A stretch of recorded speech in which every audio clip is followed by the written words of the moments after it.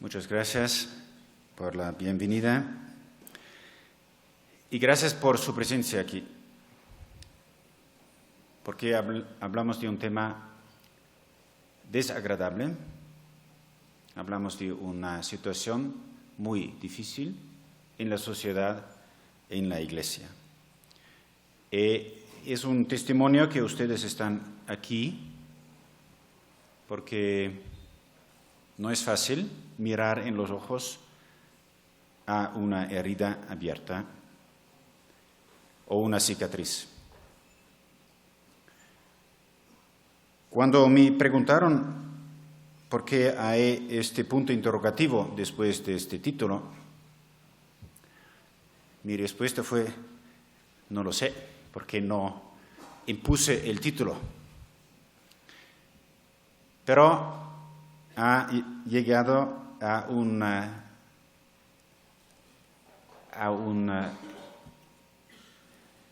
curiosidad, porque tenemos que poner el punto interrogativo después de esta frase. Y el título mismo se refiere a una palabra de Papa Benedicto XVI en su carta a los católicos en Irlanda del 2010, donde habla del abuso cometido por sacerdotes católicos contra menores en asuntos sexuales y lo compara a una herida en el cuerpo de Cristo, en el cuerpo de la Iglesia. Cuando Papa Francisco habla de estos asuntos,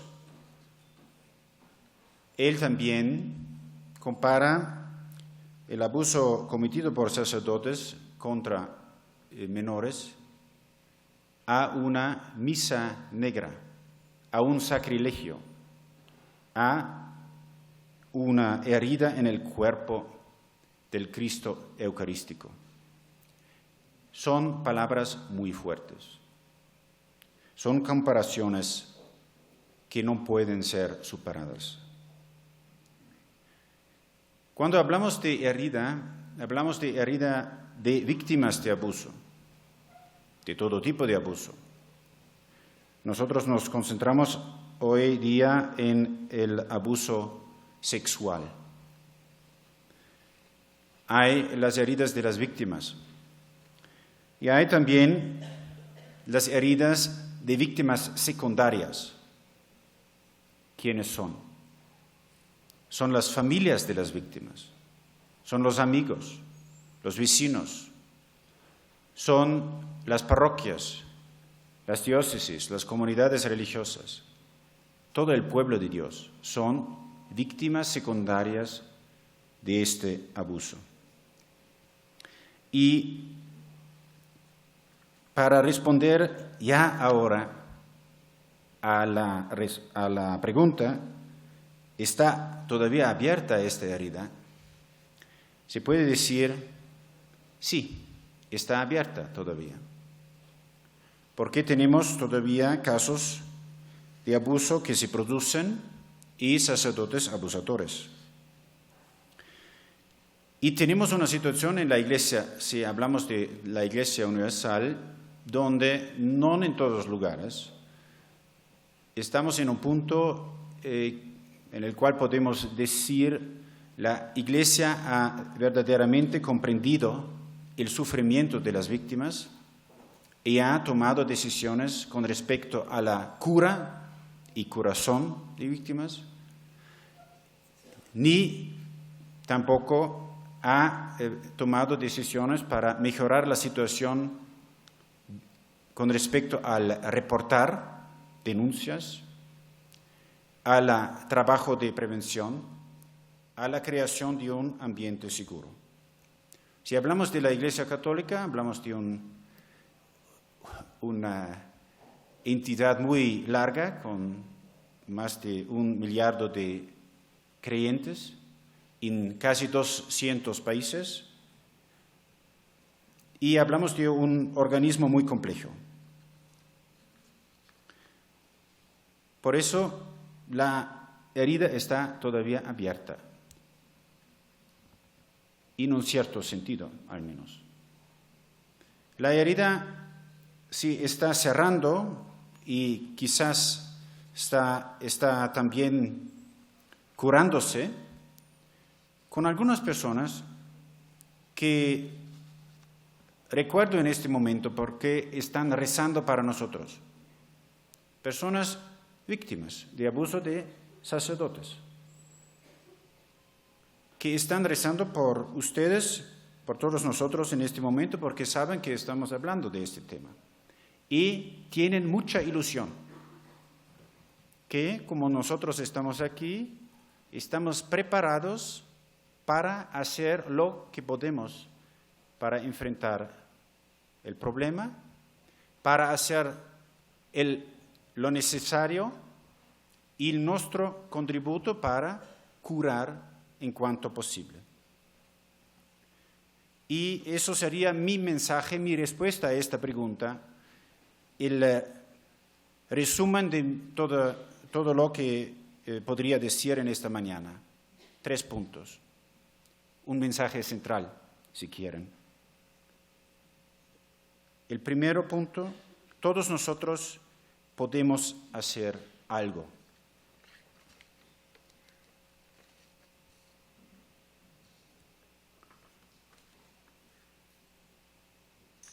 Aunque nos sintamos impotentes, con miedo, con falta de coraje, todos nosotros podemos hacer algo en nuestro contexto, en nuestra familia, en nuestra comunidad, en nuestra parroquia, en nuestra diócesis. Algo podemos contribuir todos nosotros, ustedes, cada uno.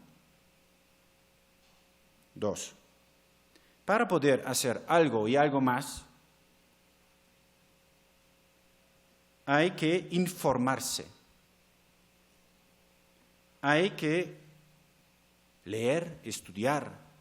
Hay de desarrollar el coraje, ir adelante, no dejarse deprimir demasiado de la situación y de la respuesta que falta en muchas ocasiones.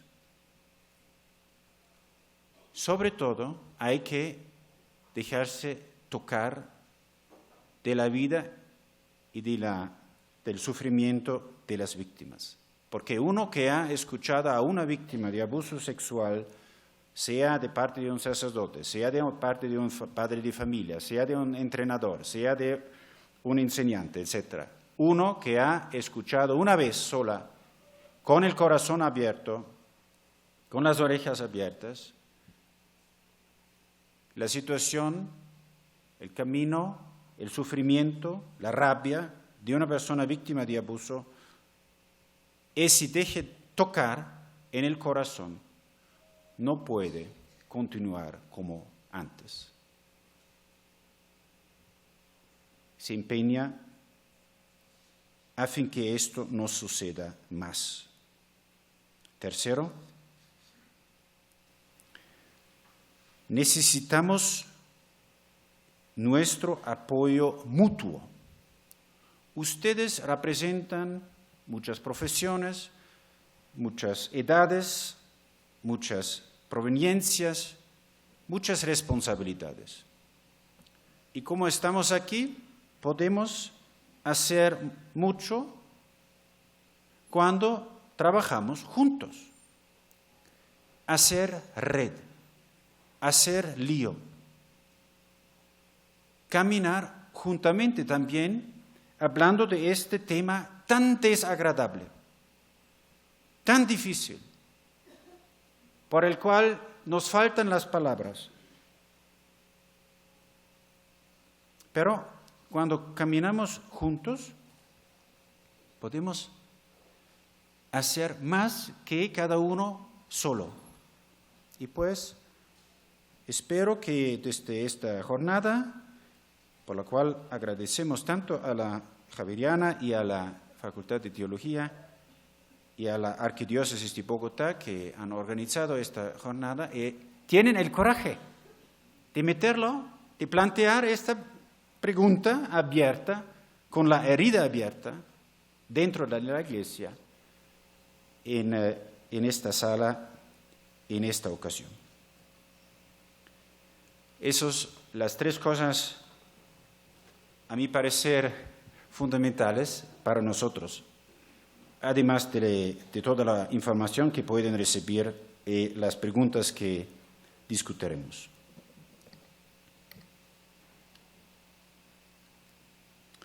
Ya veremos cómo funciona esto.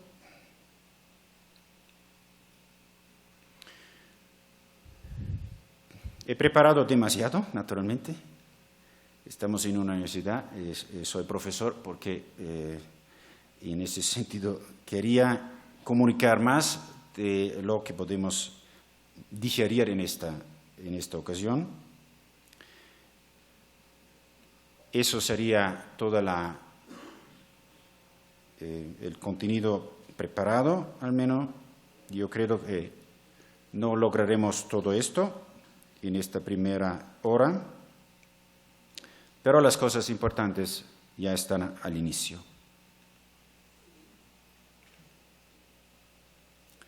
Las víctimas, lo primero.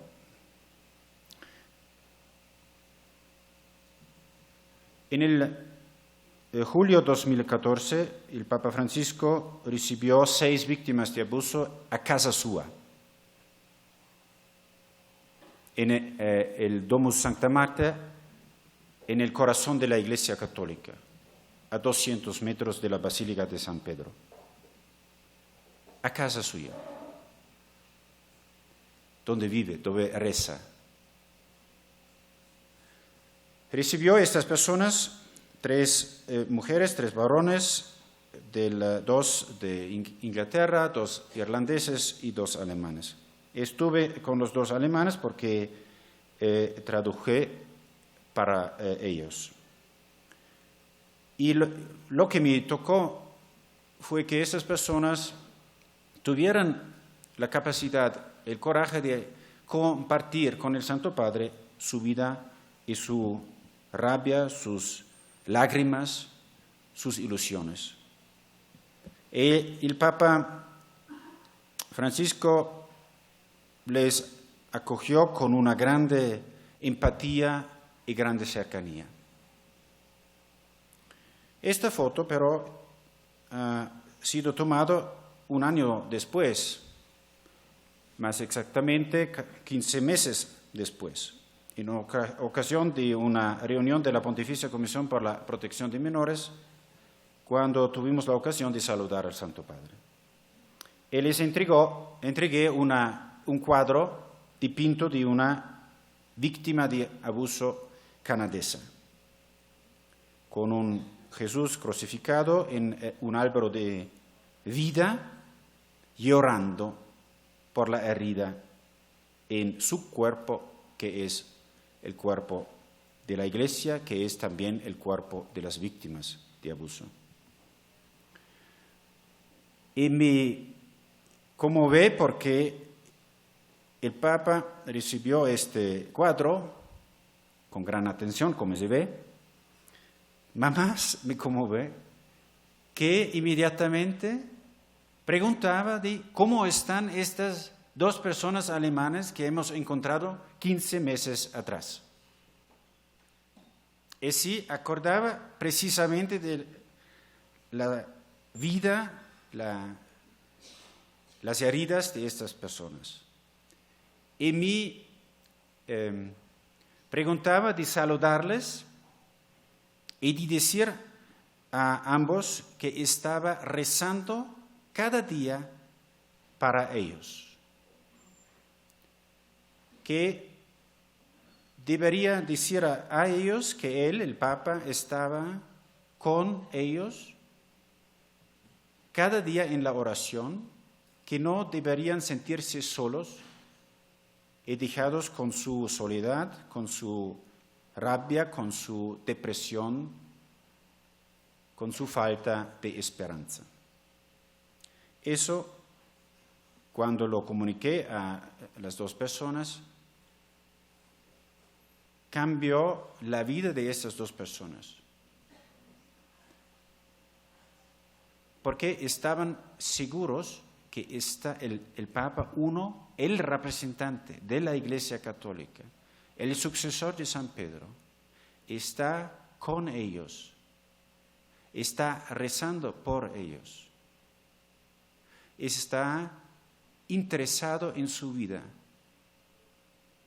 Y la señora alemana a la cual comuniqué esto, después de algunas semanas me dijo que un sufrimiento psicosomático que tenía por décadas había desaparecido. Simplemente porque estaba tan consolada y con tanta ilusión y esperanza. Cuando dije antes que todos nosotros podemos hacer algo, es al menos esto: escuchar, escuchar, escuchar. Eso es que la mayoría de víctimas de abuso, de cualquier tipo, de cualquier trauma, necesitan y quieren más de otras cosas.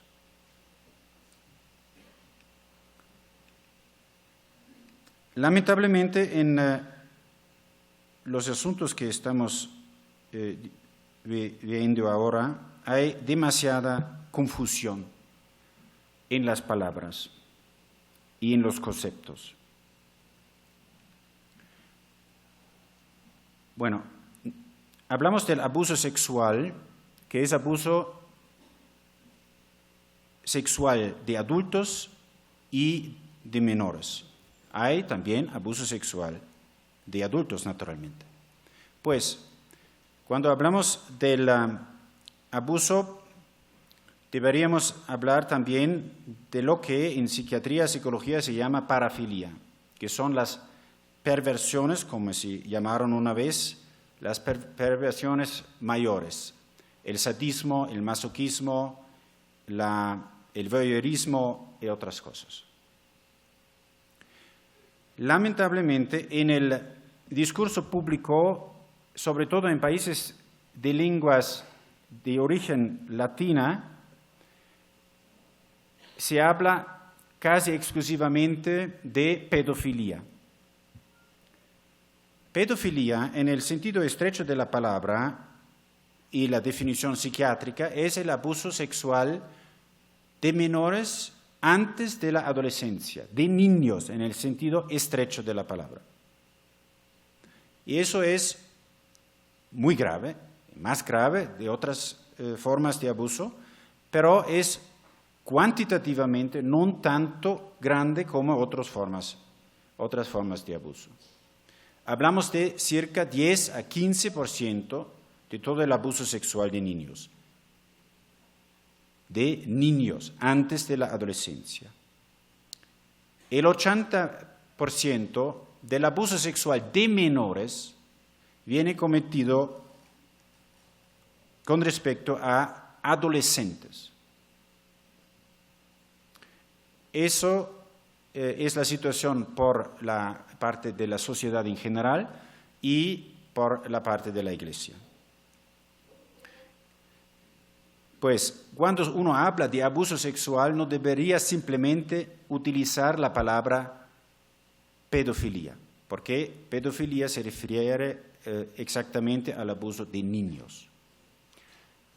Parece una distinción superficial o no tanto importante, pero tiene muchas consecuencias para la terapia y la situación de las personas abusadas. Por niños, normalmente, obviamente, un abuso de cualquier tipo y también de abuso sexual es más grave. Adolescentes tienen más medidas de recupero. El abuso sexual de adolescentes se llama o hebefilia o efebofilia y partenofilia. Normalmente, en el lenguaje común se habla de la efebofilia, que más precisamente sería el abuso de adolescentes masculinos. Y la partenofilia sería el abuso de jóvenes adolescentes femeninas. Esa sería más exactamente la definición. También aquí no hay tanta precisión, ni tampoco en el lenguaje científico. El abuso sexual muchas veces está conectado con el abuso físico, el desprecio emocional.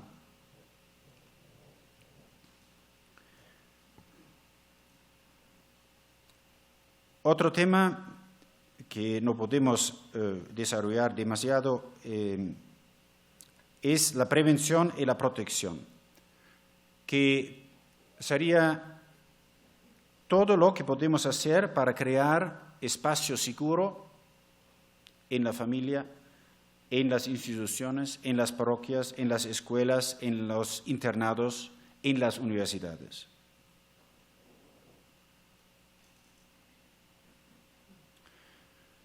Muchas veces hay que enfrentar la pregunta: ¿el celibato provoca el abuso de menores?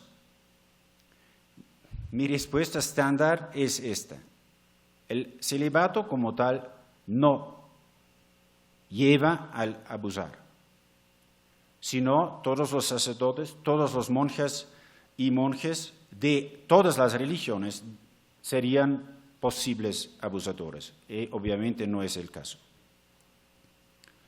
Sí, un celibato mal vivido comporta un riesgo alto de abusar en cualquier manera, o abuso de alcohol, o de violencia, o de dinero, o abuso sexual de adultos o de menores.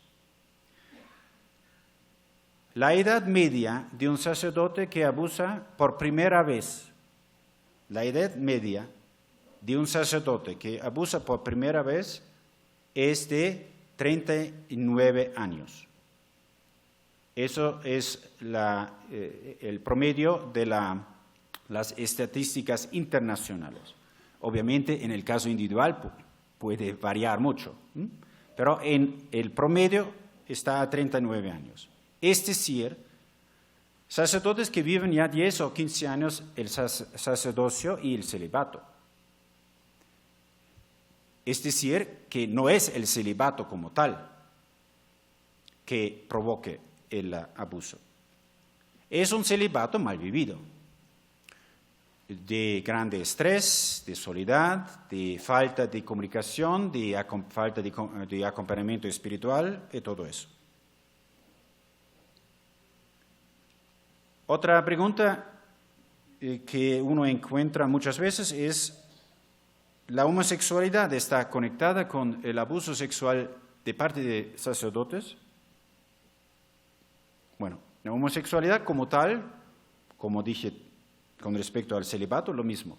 La homosexualidad como tal no lleva al abusar, no provoca un acto abusivo. Pero de otra manera, también en el manual psiquiátrico norteamericano, el DSM-5, en la última edición, hay una indicación que especifica que personas que se sienten exclusivamente atraídos a un acto sexual o a una fantasía sexual involucrando niños, en el sentido estrecho, el trastorno pedofílico,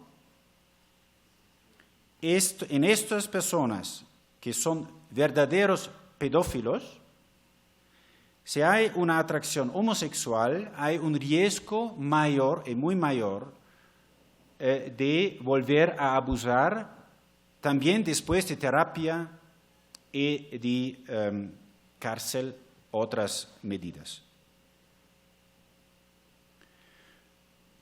Pienso que en este mundo de hoy hablamos de un riesgo mayor para comportamiento abusivo, también en la red, en la pedopornografía, en las imágenes y vídeos pornográficas de niños y adolescentes en la red.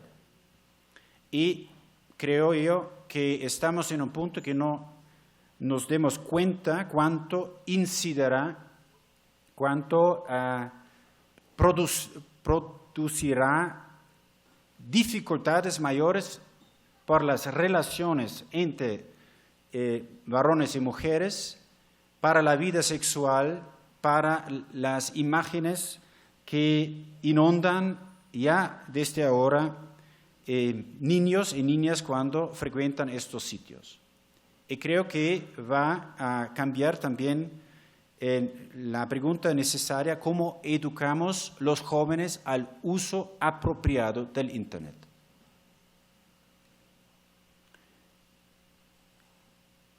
Otra pregunta que es muy difícil porque la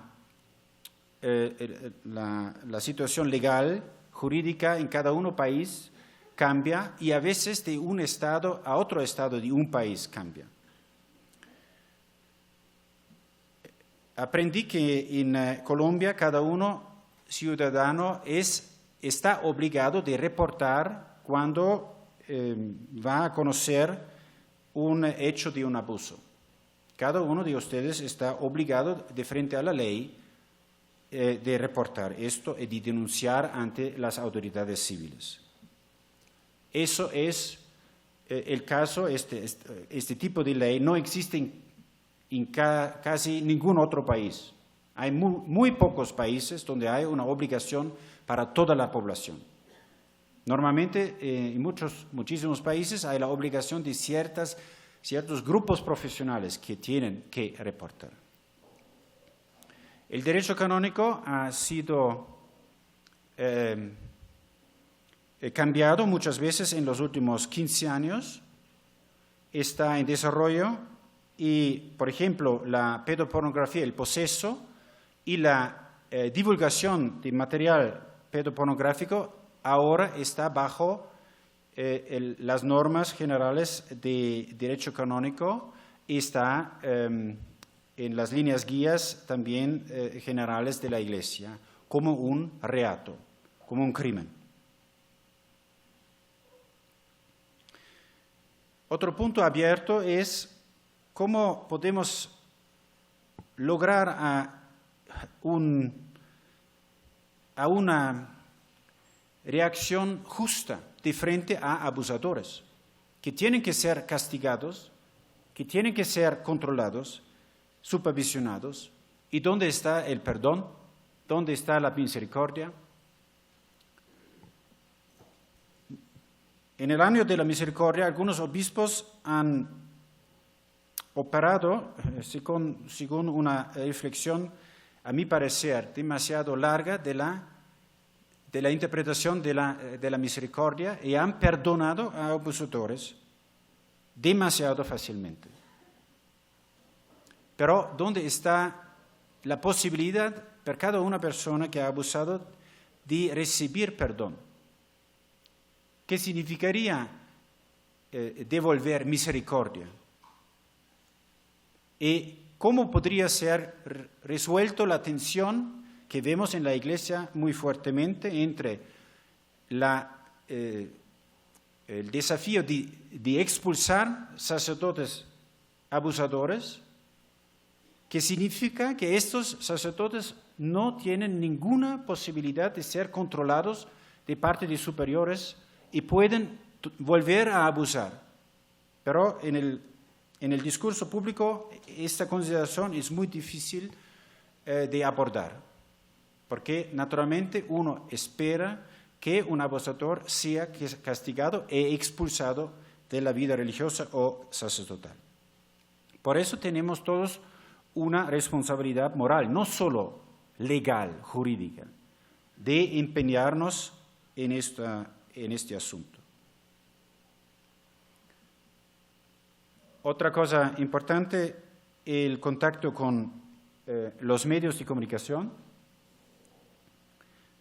y estaba muy contento ayer que después de la presentación a la conferencia episcopal colombiana con Monseñor Luis Manuel Arri, pudimos hablar con los periodistas y no hubo el tentativo de descubrir, de ocultar que los obispos se plantearon esta pregunta. Los medios de comunicación a veces son muy agresivos, pero cuando hablan de asuntos de abuso, normalmente hablan de acontecimientos sucedidos, de lo que ha sucedido, y no inventan las cosas. Y por eso, en muchos países nos han ayudado estos medios de hablar abiertamente en la Iglesia de estas cosas tan difíciles.